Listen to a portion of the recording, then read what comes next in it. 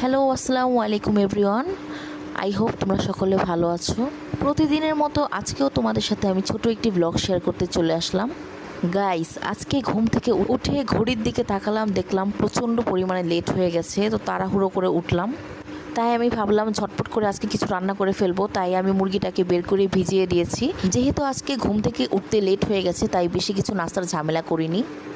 ভাবলাম আজকে ব্রেড দিয়েই ব্রেকফাস্টটা করে ফেলি। এখানে আমি কয়েক পিস পাউরুটিকে ফ্রাইং প্যানে টোস্ট করে নিচ্ছিলাম। এভাবে ছেঁকে টোস্ট করে খেলে আমার কাছে ভালো লাগে। অন্য চুলায় আমি একটু চা বসিয়ে নিয়েছিলাম। আসলে মেয়েদের ছুটি বলতে কিছু নেই, মেয়েদের ছুটি বলতে কিছু হয় না। মেয়েরা চাইলেও ছুটি নিতে পারে না। ঘুরে ফিরে মেয়েদের সেই কর্মব্যস্ত জীবনেই ফিরে যেতে হয়। সকালের নাস্তার আয়োজন শেষ হতে না হতেই আবার দুপুরবেলা খাবারের আয়োজন নিয়ে চিন্তা করতে হয়। চাটা হয়ে গেছে, চাটা আমি এখন ঢেলে নিচ্ছি। নাস্তাটা কমপ্লিট করে ফেলবো এখন। এর মধ্যে আমি আমার মেয়ের নাস্তাটা কমপ্লিট করে ফেলেছি।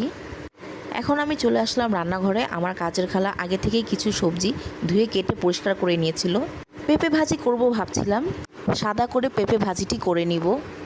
এখানে আমি তেল, লবণ, কাঁচামরিচ আর সামান্য জিরে ফাঁকি দিয়েছি। জিরে ফাঁকি দিলে স্মেলটা একটু ভালো আসে। আপনারা এভাবে সাদা করে পেঁপে ভাজি রান্না করতে পারেন। এইভাবে রান্না করলে ভাজির টেস্টটা ভালো হয়। এখানে আমি চিকেন রান্না বসিয়ে দিয়েছি। আমি এখানে হলুদ, মরিচ, ধনিয়ার গুঁড়া, জিরার গুঁড়া, আদা রসুন, তেজপাতা, দারচিনি, এলাচ, কাঁচামরিচ, পেঁয়াজ, তেল দিয়ে এভাবে আমি সব কিছু দিয়ে মাখিয়ে নিয়েছিলাম। এভাবে সব ধরনের মশলা দিয়ে একেবারে মাখিয়ে নিলে রান্নাটা ঝটপট কমপ্লিট করা যায়। এরপরে আমি আরেক চুলায় বসিয়ে দিলাম ডাল। আমার ডাল রান্নাটা প্রায় কমপ্লিট হয়ে গেছে। এরপরে আমি পেঁয়াজ, রসুন, তেল দিয়ে ডালটিকে বাগার দিয়ে নিব।